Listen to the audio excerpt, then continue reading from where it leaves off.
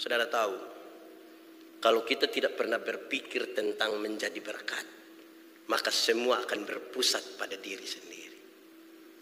Semua yang berpusat pada diri sendiri akan menyisakan pertentangan dan pertengkaran.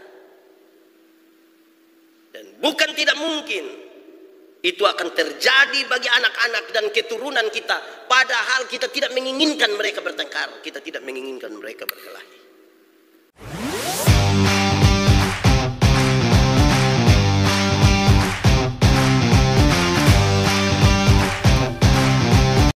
Bapak Ibu Saudara-saudara, di bulan keluarga ini panitia menyiapkan tema kita, panitia Raya Gerejawi mempersiapkan tema di bulan keluarga ini adalah anugerah yang menjadi berkat dalam kaitan hubungan orang tua dan anak atau anak dengan orang tua.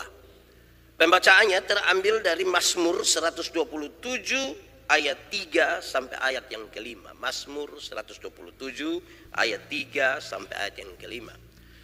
Untuk itu saya jemput jemaat Tuhan berdiri. Mazmur 127 ayat 3 sampai ayat yang kelima. Sesungguhnya anak-anak lelaki adalah milik pusaka daripada Tuhan, dan buah kandungan adalah suatu upah. Seperti anak-anak panah di tangan pahlawan, demikianlah anak-anak pada masa muda. Berbahagialah orang yang telah membuat penuh tabung panahnya dengan semuanya itu. Ia tidak akan mendapat malu apabila ia berbicara dengan musuh-musuh di pintu gerbang. Demikian firman Tuhan. Bapak Ibu Saudara-saudara, shalom. Kuat sedikit, shalom. Karena kita akan berbicara tentang orang tua dan anak-anak dan orang tua.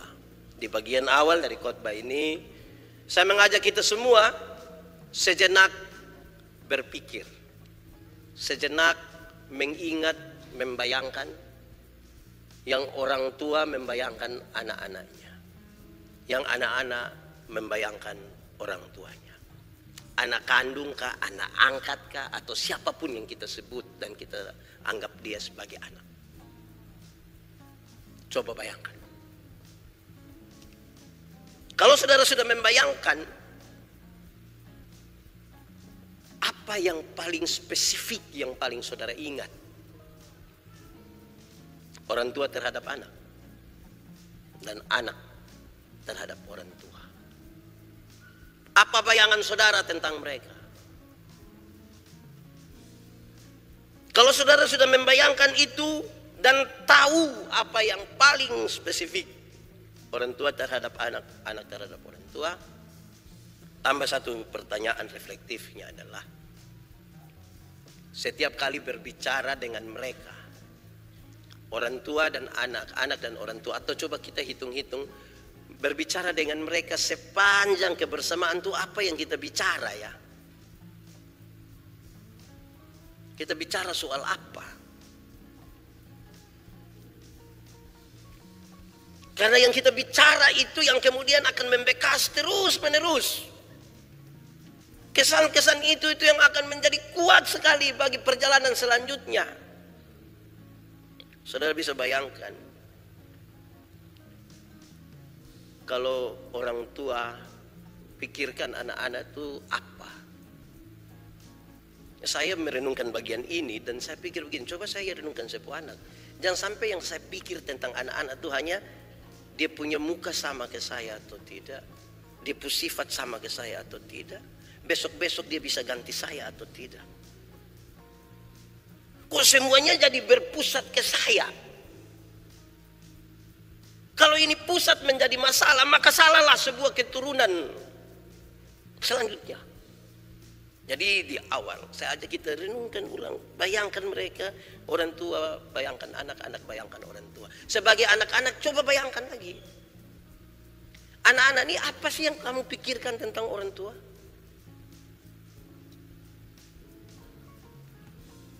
Berapa banyak anak yang berpikir bahwa ternyata orang tua itu tidak pernah kebetulan Tuhan tempatkan mereka sebagai orang tua. Tuhan terima kasih untuk orang tua. Tapi ada berapa banyak anak juga yang berpikir bahwa tenang saja karena ada orang tua. Orang tua itu seperti penyedia dana untuk anak-anak. Jadi dorang jalan beromong, tapi pas ada kebutuhan, bapak, mama. Itu kesan kita yang ciptakan sendiri. Saya mengulang-ulang ini di bagian pertama supaya kita dituntun untuk terus berpikir tentang anak-anak, berpikir tentang orang tua.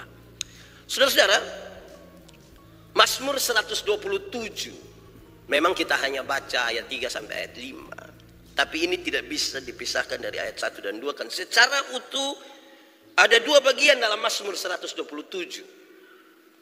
Bagian itu adalah tentang keluarga dan tentang pekerjaan. Mazmur 127 berbicara tentang keluarga, berbicara tentang pekerjaan. Kedua-duanya, baik pekerjaan, baik keluarga, harus punya dasar yang kuat. Harus ada dasar yang kuat. Kalau tidak ada dasar yang kuat, saudara-saudara, akan jadi masalah itu pekerjaan, akan jadi masalah itu rumah, itu keluarga. Dan mari kita sepakat di awal bahwa dasar yang paling kuat dari keluarga dan pekerjaan adalah Tuhan. Tuhan menjadi dasar yang paling kuat bagi keluarga dan bagi pekerjaan. Keluarga itu Tuhan yang berikan, pekerjaan pun itu Tuhan yang berikan. Dasarkanlah itu kepada Tuhan.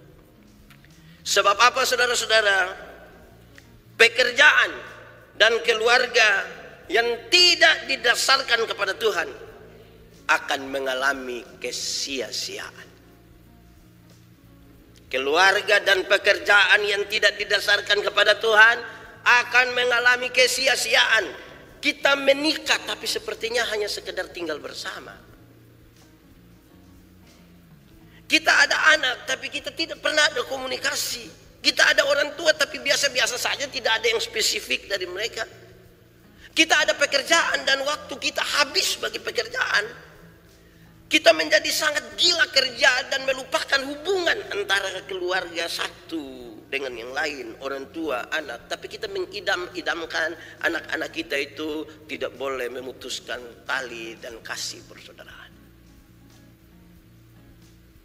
Jadi kalau bukan Tuhan yang menjadi dasar, kita sementara membangun kesia-siaan atas rumah tangga dan atas pekerjaan. Karena itu Mazmur 127 mau kasih ingat kita, ingat kedua-dua itu penting tapi mesti seimbang. Keluarga, pekerjaan, dua-dua itu penting tapi mesti seimbang. Tolong seimbangkan antara pekerjaan dan istirahat. Jangan istirahat terus tanpa bekerja. Jangan juga kerja terus tanpa istirahat. Tolong juga seimbangkan antara relasi orang tua dengan anak, anak dan orang tua. Kadang-kadang orang tua sudah mengasihi anak, tapi anak sepertinya tidak terlalu mengasihi orang tua. Atau sebaliknya juga. Anak-anak mengasihi orang tua, tapi orang tua merasa kok dia tidak pernah dikasihi. Itu dua mesti seimbang dengan baik. Itu kita sementara membangun sesuatu di atas dasar yang kita sebut sebagai dasar. Tuhan menjadi dasar. Saudara-saudara, lantas kita membaca teks di ayat 3 sampai ayat yang kelima.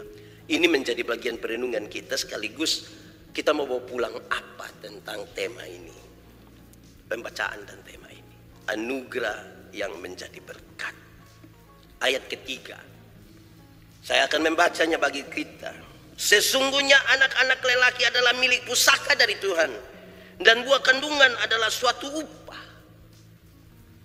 Ayat ketiga ini menarik, saudara-saudara. Kalau dia bicara tentang anak laki-laki, dia bicara tentang budaya patriarki waktu itu. Tidak ada masalah lah bagi kita. Anak laki-laki, anak perempuan sama saja.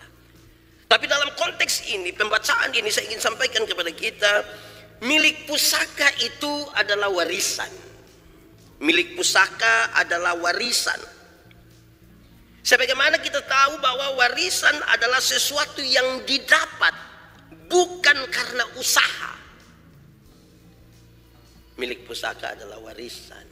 Tapi warisan itu adalah sesuatu yang didapat bukan karena usaha. Kan orang tua yang testing. Kecuali kalau ada usaha bunuh kas mati orang tua supaya dapat warisan. Atau bunuh kas mati orang tua supaya dia pun asuransi kita dapat. Warisan itu sesungguhnya bukan karena usaha. Tapi warisan itu sesuatu yang didapat karena hubungan tertentu atau karena maksud tertentu. Itu warisan. Kita dapat karena hubungan tertentu atau maksud tertentu. Kalau saudara nonton film di Indosiar, itu kadang-kadang dia punya orang tua punya warisan, dia tidak mau kasih dia punya anak. Oleh karena maksud tertentu dia kasih saja di panti asuhan. Warisan ini. Jadi warisan itu bukan karena usaha. Upah adalah akibat. Upah adalah pendapatan akibat tertentu dari sesuatu yang dikerjakan. Ada bagian yang mungkin kita ada usaha, terus ada upah di situ. Mari kita lebih dalam kita lihat ini. Dalam kaitan dengan warisan tadi. Ini sangat kental dan sangat kuat berkaitan dengan warisan hak kesulungan Israel. Hak kesulungan Israel berkaitan dengan 3 hal. 1, hak untuk beribadah kepada Tuhan. Anak lelaki adalah milik pusaka. Mereka adalah warisan. Warisan yang mereka dapat itu, hak yang mereka dapat. 1, hak beribadah kepada Tuhan. Nah, pertanyaan bagi orang tua, ada berapa banyak kali itu hak kita kasih dorang? Ibadah itu hak, bukan kewajiban. Karena ibadah itu hak, maka mereka harus menemukan dan mendapatkan haknya. Coba periksa berapa banyak kali hak-hak itu kita kasih. Berapa banyak kali? Anak-anak coba renungkan, ada berapa banyak kali kita menuntut hak ibadah itu kepada orang tua. Saya pernah sampaikan kepada saudara-saudara, kita ini kalau anak tidak ikut les bahasa Mandarin, kita bisa rayu dia sampai aneh. Masa kok papa darah Tionghoa, anak hanya tahu bahasa niki-niki. Jadi kita paksa dia mesti omong, mesti sudah yang penting beli kasih adik sepeda. Oh boleh yang penting les. Anak kalau tidak les bahasa Mandarin kotong paksa. Tapi kalau anak tidak mau sekolah minggu kita biasa-biasa saja. Oh sudah adik tidur nanti dari Senin sampai Jumat adik les balet. Tiap hari jalan pakai 2 jari, ibu jari dengan apa begini. Kan adik butuh total. Hak ibadah itu hak. Nah anak mau dapat hak karena kau rumah tidak pernah ibadah. In anak don juga baru pandang dengar abis ini orang tua bilang betul Pak Yandi Omen itu betul. Malam ibadah mulai panggil. Anak-anak ibadah. Uit anak datang sama ke dia bertimbang asam.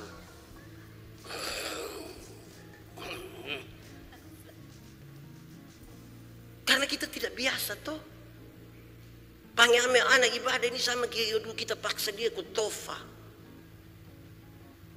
Anak lelaki itu adalah milik pusaka warisan. Cuma mantap dikata warisan itu. Tapi kita wariskan apa? Karena warisan bangsa Israel berkaitan dengan hak beribadah. Kedua, hak masuk tanah terjanji sesuai dengan janji Tuhan kepadanya. Dalam konteks Israel, negeri yang berkelimpahan susu dan madu itu. Tanah ini akan kuberikan kepadamu. Aku menjadi Allahmu dan Allah keturunanmu. Dan seterusnya, dan seterusnya. Itu hak. Dalam konteks kita masa kini adalah, kamu adalah pewaris kerajaan Allah. Mendapatkan hak mewarisi kerajaan. Itu hak. Pernahkah disampaikan? Ataukah justru kita berpikir tunggu belum dia waktu. Nanti papa su di ICU dulu, su bantuan napas buatan baru bilang, ingat, hidup jangan seperti papa. Pas mau lanjut, su mati. Jadi dari sekarang kasih tahu memang. Supaya anak yang iya sah. Kenapa? Kalau dari awal kita tidak kasih tahu, tantangan pertama itu kan perkembangan dunia toh. Dong bermain. Hari Minggu kalau kita bilang, adek ibadah, dia bertanya, mau ibadah kenapa? Bukankah ini hari ini pas kita kesempatan bisa ini. Tantangan pertama perkembangan. Tantangan kedua jodoh dan pernikahan. Kalau kita tidak mendasari dengan baik, kok yang penting nikah. Mau nikah dari siapapun yang penting itu orang mantap. Dia pun hak, nikah dan dia itu orang pun sertifikat 2 kontainer. Itu kalau itu ingat warisan sertifikat ini nanti besok-besok jadi soal lebih banyak. Wariskan kepada mereka kerajaan surga itu. Memang sertifikat juga ingat wariskan ya, jangan nanti saudara pikir tidak wariskan. Ini wariskan juga. Tapi jangan lupa itu hak itu. Yang ketiga, hak bangsa Israel itu, hak kesulungan bangsa Israel berkaitan dengan hak menjadi berkat. Hak untuk menjadi berkat. Kamu akan. Orang-orang diberkati karena kamu. Hak menjadi berkat. Perenungan kita hari ini adalah orang tua ada pikir apa buat anak-anak supaya don jadi berkat. Saudara tahu, kalau kita tidak pernah berpikir tentang menjadi berkat, maka semua akan berpusat pada diri sendiri. Semua yang berpusat pada diri sendiri akan menyisakan pertentangan dan pertengkaran. Dan bukan tidak mungkin itu akan terjadi bagi anak-anak dan keturunan kita. Padahal kita tidak menginginkan mereka bertengkar. Kita tidak menginginkan mereka berkelahi.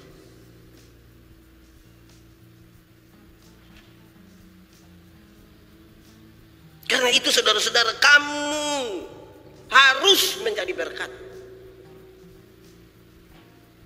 Oh Tuhan, pakailah hidupku selagi, tolong kau menyanyi, aku masih kuat bila saatnya nanti ku tak berdaya lagi, hidup ini sudah akan ada satu waktu kita tidak berdaya lagi. Mungkin karena sudah tua, mungkin karena celaka, mungkin karena sakit, sudah tidak bisa lagi. Tapi orang duduk bayangkan kita pemuka ini orang bilang, itu orang biar dia sakit begitu, tapi dia sudah jadi berkat. Sudah jadi berkat bagi banyak orang. Jangan dari berdaya sampai tidak berdaya, tidak pernah jadi apa-apa. Hanya jadi beban saja. Lama-lama dia baru muncul di pintu, orang berkorek, beban muncul. Bayangkan kalau kita ketemu keluarga baru kita dicap sebagai beban dalam keluarga. Kan mempertegas yang orang tua biarin anak ini dari hidup, dari kecil yang tidak bosan jadi beban saja. Nah, ini hak menjadi berkat. Kalau tidak jadi berkat, kan akan egois toh, hanya untuk diri sendiri. Jangan lupa besok-besok dong bertengkar. Dong akan bertengkar soal rumah tua. Saparu bilang jual, saparu bilang tidak boleh. Ini yang dong bertengkar. Akhirnya dong sepakat jual.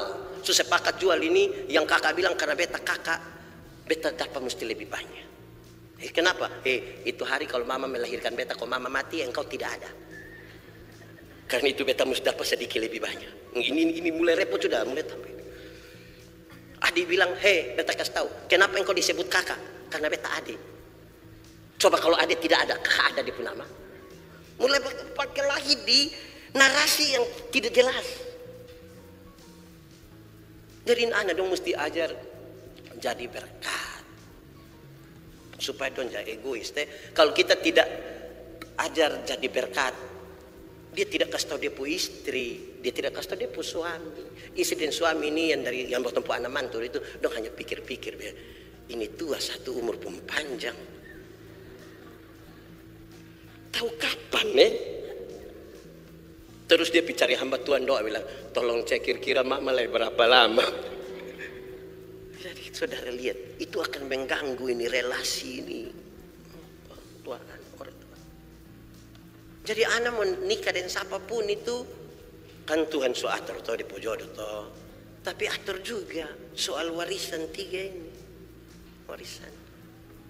Hak beribadah. Hak masuk tanda terjanji. Dan hak menjadi berkat. Jangan hanya hak atas kelapa, kopra, kopi, biji sesawi. Jangan.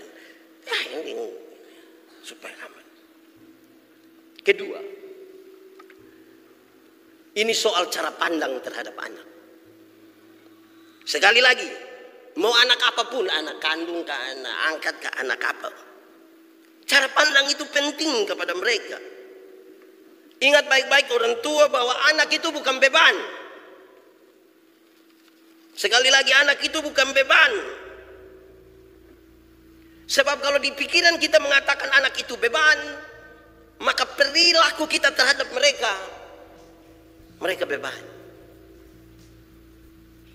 Saudara, di masa yang sementara, di dunia yang fana, jadi kita punya kehidupan kekal nanti.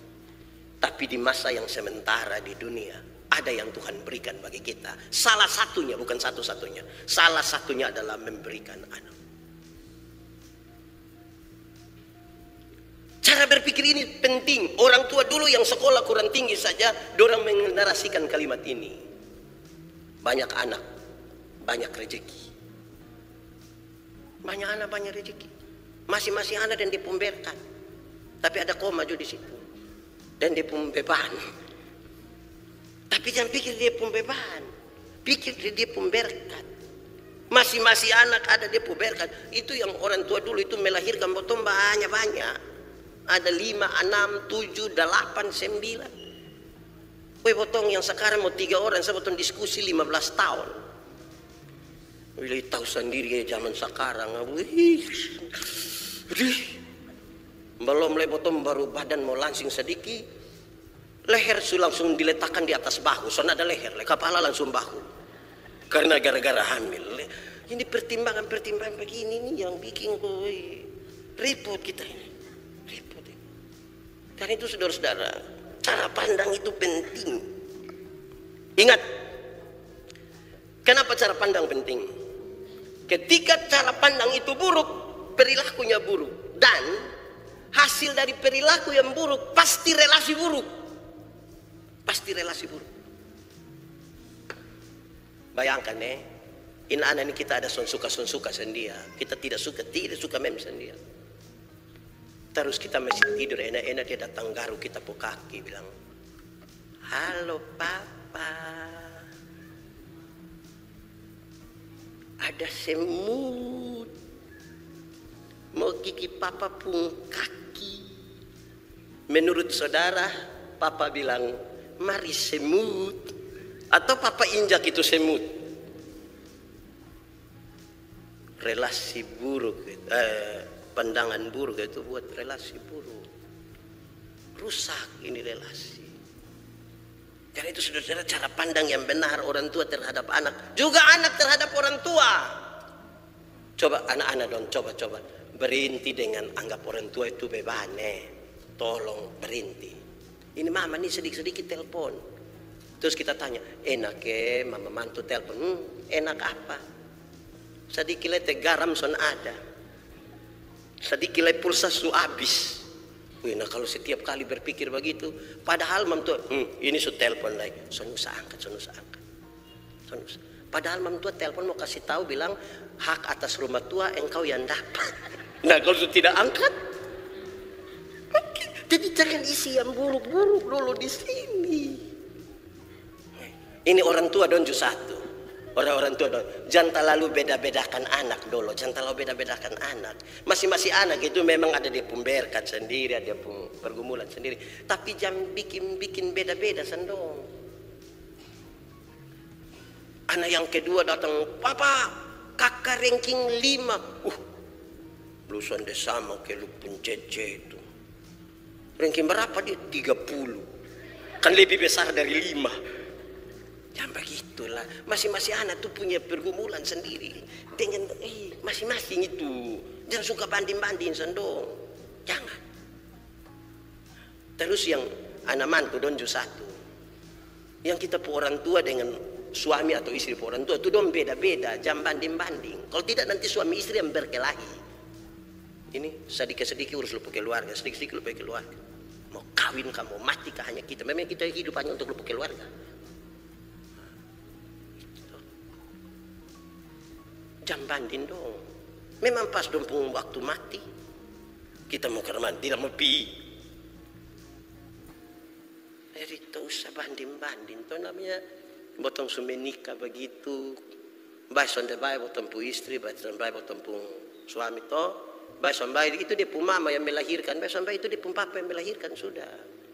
Tolong kopi pelo-pelo sendong. Surga ada di bawah telapak kaki mama. Termasuk mama mantu. Ya toh, pi sebentar keluar dari gereja, pi mama mantu, pi mama cok kaki. Lu datang langsung minta mau lihat surga mama. Pandangan cara pandang tuh penting. Baik, saudara, ayat 4. Ayat 4. Saya baca buat kita. Seperti anak-anak panah di tangan pahlawan, demikianlah anak-anak pada masa mudanya. Anak muda itu, kemudahan itu sering digambarkan dengan masa penuh kekuatan. Masa penuh semangat. Masa yang sangat bergelora. Dia seperti anak panah yang segera mau dilepaskan. Dan kita yang pegang. Saudara lihat tadi kalau dasar bermasalah. Orang yang berpegang itu punya masalah. Di masa yang paling bergelora itu. Karena itu. Apa yang harus dilakukan? Karena dia harus dilepaskan. Satu.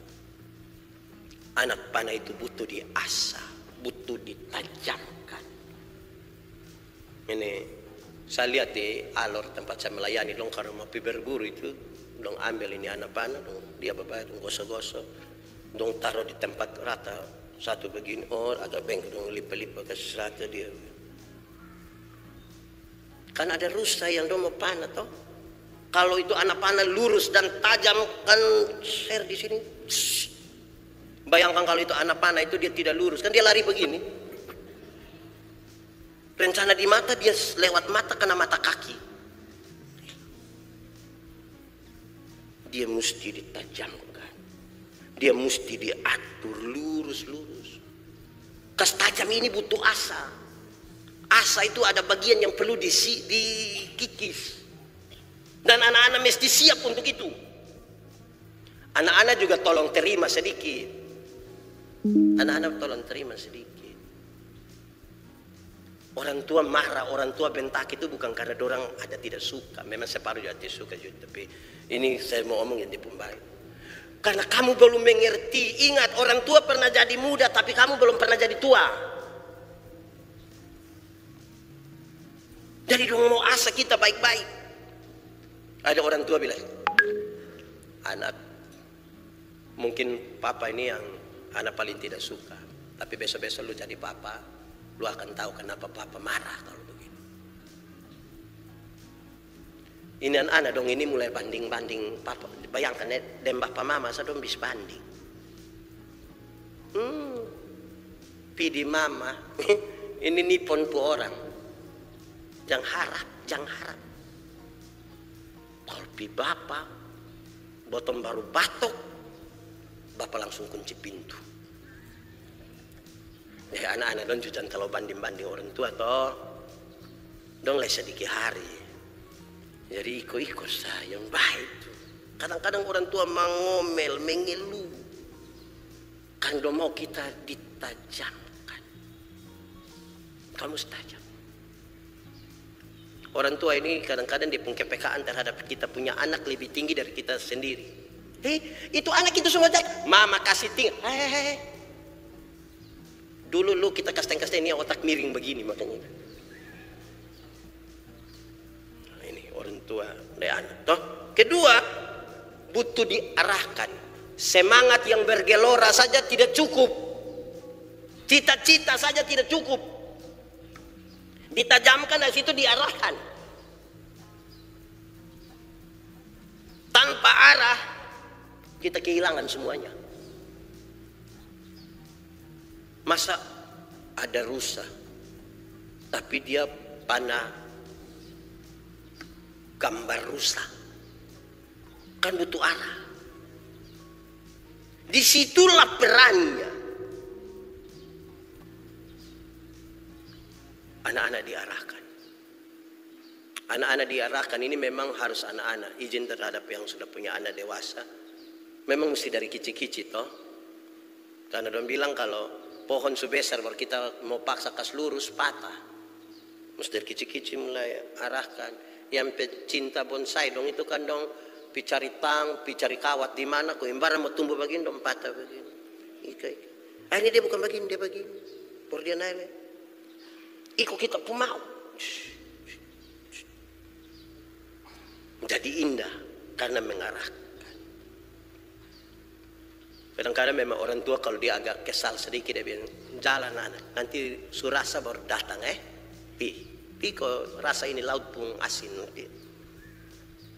Jangan juga begitu. Jangan. 3. Butuh latihan. Orang tua akan mati. Orang tua tidak akan selamanya ada. Dia akan melepaskan 1, 2, 3, 4 ini kepada anak-anak. Dengan harapan anak-anak tidak boleh bertengkar, tidak boleh berkelahi. Latihannya sekarang. Jangan diam-diam tulis surat wasiat tanpa latihan. Surat wasiat tanpa latihan itu berakhir dengan pertengkaran secara hukum. Karena anak satu itu pegang. Yang satu datang ini darah daging. Bertengkar kan. Jadi dilatihlah dari sekarang. Latihan silakan atur sesuai dengan kearifan lokal keluarga masing-masing. Tapi anak-anak jangan langsung bilang, papa mama sudah dengar tadi pendeta khotbah, tolong latih dulu. Sebentar mulai latihan, kotong dikasih latih pegang warisan itu bagaimana? Oh ya itu juga jangan. Bisa salah langkah itu. Orang kalau mau jadi penerbang itu latihannya bukan langsung di atas pesawat. Belajar teori habis praktik bukan naik pesawat. Naik gardus.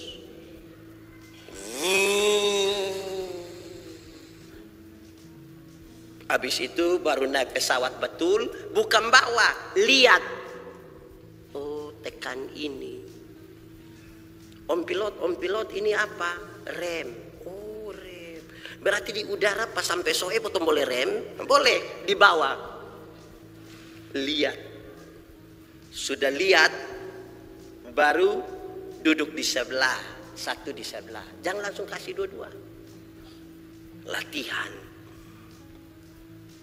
Aman. Ingat kenapa pendeta ngomong ini sesuai bagian ini. Tidak ada orang tua mau lihat ibu anak bertengkar.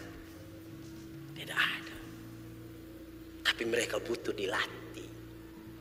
Kalau orang tua rindu anak-anak mengasihi mereka sampai masa tua, latih sekarang. Bukan ancam sekarang, latih sekarang.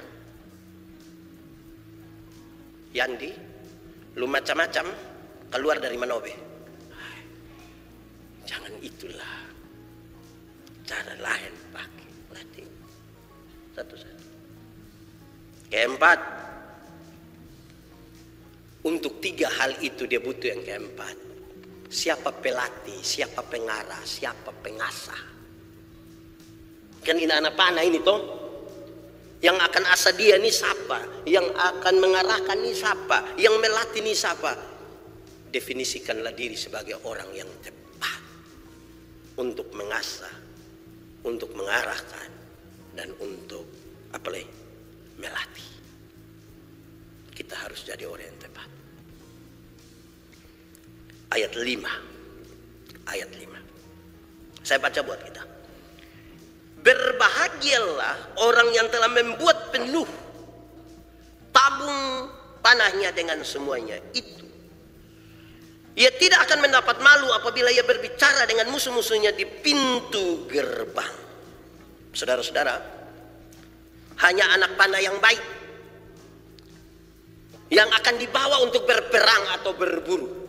Sekali lagi, hanya anak panah yang baik, yang tajam, yang lurus tadi, yang bisa dibawa untuk berperang dan berburu. Saudara-saudara, kita kan tidak mau kalah. Kita kan mau mendapatkan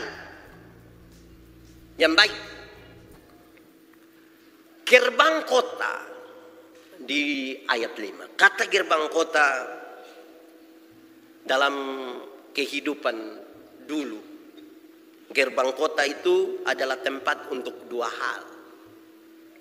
1, gerbang kota adalah tempat berdagang, tempat aktivitas ekonomi. Kedua, gerbang kota adalah pengadilan, tempat orang diadili di gerbang kota. Di 2 tempat itu, orang-orang yang anak panahnya bagus, yang sudah terisi penuh dengan anak panah yang bagus, tabung panahnya, tidak akan pernah mendapat malu. Di ekonomi dia tidak dapat malu, di pengadilan dia tidak dapat malu. 1, keturunanmu akan melanjutkan daganganmu, aktivitasmu, pekerjaanmu dengan sebaik-baiknya, dan engkau tidak akan pernah mendapat malu. Waktu berdagang sampai ini, anak panah yang baik yang tadi waktu anak dong melanjutkan, mungkin akan lebih bagus. Kita tidak akan dapat malu. Kan orang tua bilang, mama dong ini pedagang 10-an tahun, tapi lihat perkembangan zaman ini kan bisa merusak ini pedagang dong pun kepala otak, yang akan menegaskan untuk dia lanjut, atau justru orang tua mendapatkan malu karenanya. Ingat anak-anak, kamu ini dibesarkan sekolah tinggi sampai menikah ini dari toko kecil ini.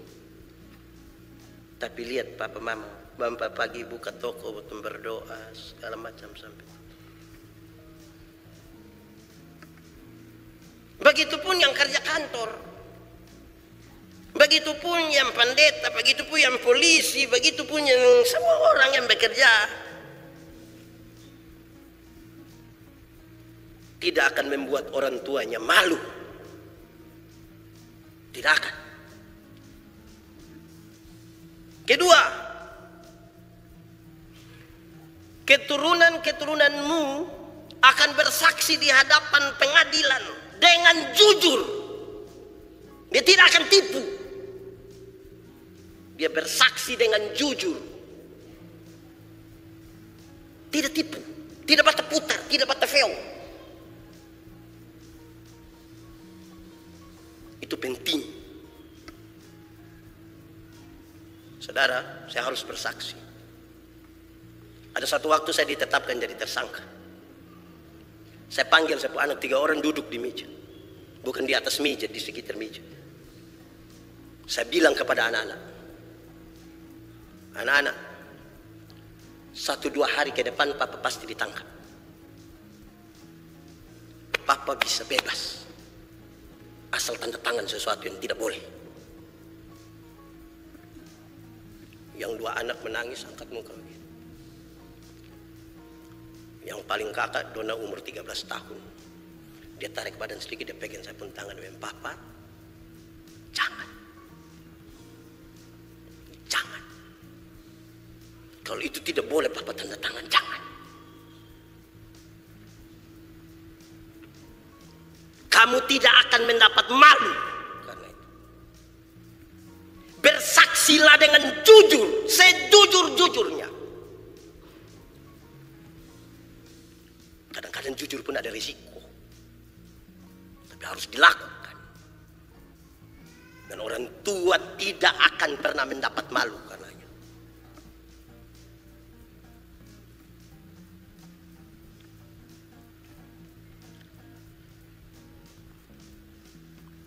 Ketiga, lebih cepat-cepat kok kita lewat ini.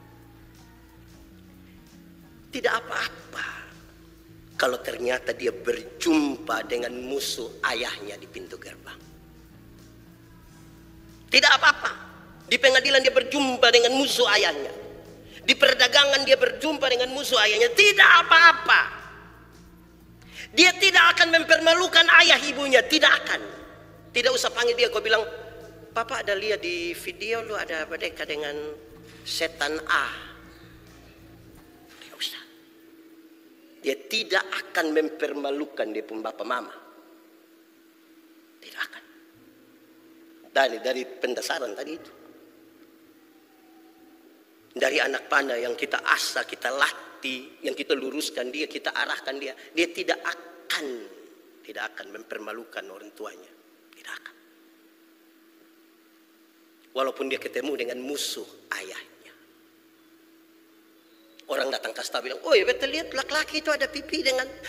Beta lebih kenal bepu anak daripada bu. Bepu anak lebih kenal. Dunia sekarang ini satu orang tidak suka orang, dia kasih tahu orang, kau benci orang lain tambah. Nah, itu membentuk orang pun cara berpikir dan berperilaku toh. Tapi tadi dalam relasi yang kuat itu, dia tidak akan mempermalukan orang tuanya. Tidak. Keempat, di tempat itu, tempat ada ekonomi, tempat ada pengadilan itu, orang tidak akan menerima suap. Karena itu akan mempermalukan keluarganya. Tidak akan terima suap. Dia tidak mau direndahkan karena suap. Itu dia pun papa mama bahagia. Bahkan ini beta pikir begini. Bahkan kalau dong sumati, kalau dong adi mana, kalau dong bisa lihat, dong bilang, "Betu ana memang lurus Bapak." Orang tuanya berbahagia. Jangan orang tua latih anak untuk suap orang, itu juga salah. Anak juga paksa orang tua untuk suap orang.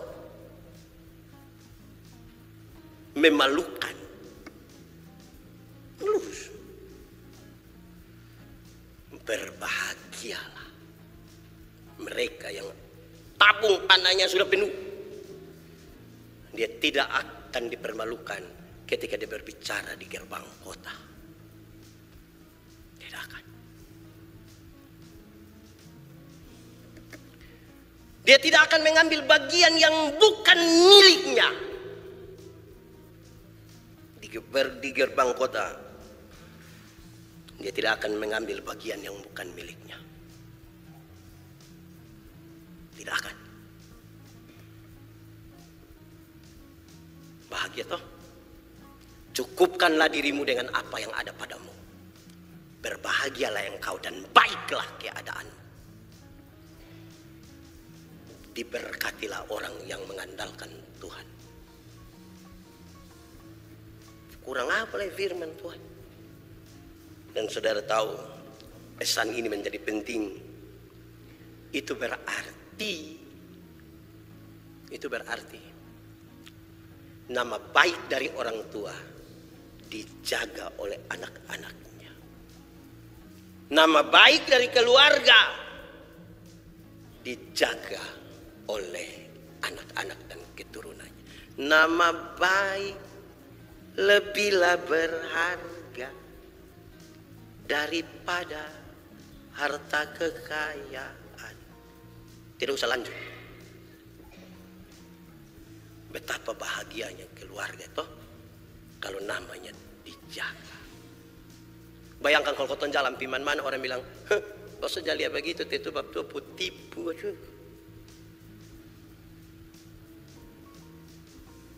Bayangkan kalau jalan piman orang bilang, jangan lihat mam tua begitu, cek di deputas. Ada batu mangan. Jangan begitu. Nama baik. Anak-anak, dengarlah nasihat ini. Kamu tidak akan pernah bisa membalas kebaikan dari orang tua. Tidak akan. Anak-anak tidak akan pernah bisa membalas.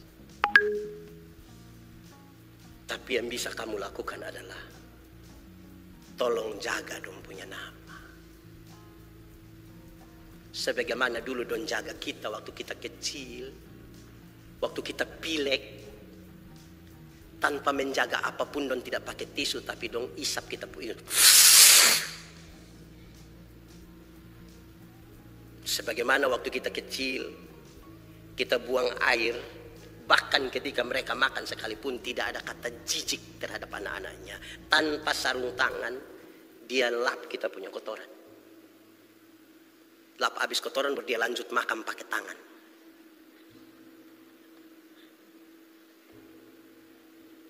Tolong jaga dong punama toh. Orang tua kalau memang tidak bisa wariskan sertifikat tanah dan uang miliaran triliunan rupiah, tolonglah wariskan kepada mereka nama yang baik. Tolong kasih nama yang baik. Supaya jalan piman mana, boton jalan salah sedikit orang panggil kita. Lu pun bapak itu son pernah bikin macam lu ini, bikin malu keluarga.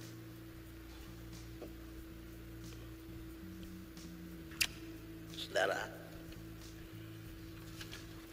di akhir khotbah ini, saya punya satu kisah dulu di Sabu. Ada satu orang tua, satu keluarga, suami istri punya satu anak perempuan, umur 23 tahun. Dia pun mama berangkat ke Kupang untuk dagang sarung dan selimut sabu. Entah sakit atau apa, tiba-tiba anak perempuan itu meninggal. Dia punya bapak sangat sedih.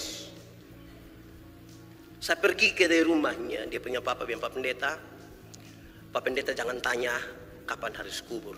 Nanti akan ada waktu, tapi saya minta jangan sekarang, besok atau lusa. Apalagi dia punya mama masih di Kupang. Tidak bisa. Saya tidak mau berbantah-bantah dengan dia karena saya tahu dia sangat kehilangan anak perempuan yang urus dorang, urus waktu punya kuda 1-2 ekor. Terus besok sore orang tua laki-laki ini datang ke rumah sambil menangis. Dia bilang saya, Pendeta, ya, pikubur itu anak nona, pikubur sekarang. Saya bilang, kok bapak kan bilang tunggu dulu, mama belum ada, tunggu dulu. Betul juga mengerti lah bapak punya apa, tapi jangan sampai terlalu lama kok, jangan sampai sana enak. Kenapa tiba-tiba bapak berubah pikiran begini? Kenapa? Saya tidak mau omong, nanti sampai sana bapak lihat sendiri. Saya pergi. Ternyata di sana dia punya mama sudah datang. Pandangan yang paling tidak enak itu adalah anak nona yang mati ini sudah dikasih pakaian bagus, sudah sedikit ada hias-hias ini anak. Rias kok hias, pokoknya bikin bagus dia pun muka. Tapi yang kita lihat itu anak bukan di tempat tidur atau di dalam peti. Itu anak sementara dipangku oleh dia punya mama. Sambil cium-cium. Dia punya bapak bilang kepada Pendeta, saya tidak tahan lihat itu, saya tidak tahan. Kami hanya punya satu dan kami tidak bisa melepaskannya, tapi saya tidak tahan lihat ini. Dia sudah tidak bernyawa. Pak, kubur sudah, jangan biarkan saya punya istri berlama-lama begini. Saya suruh kasih pindah itu anak ke tempat tidur, terus dimasukkan ke dalam peti. Dia punya mama meronta-ronta mau masuk.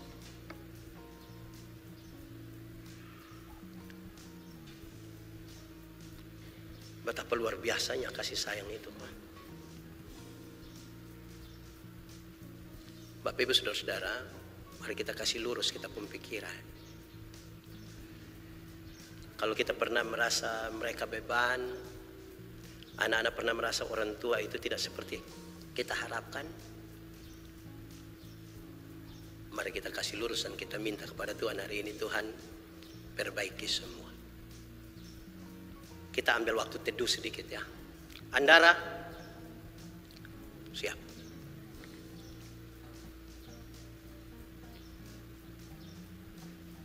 Andraya. Kita tunduk kepala semuanya. Bayangkanlah anak-anak kita, bayangkanlah orang tua kita.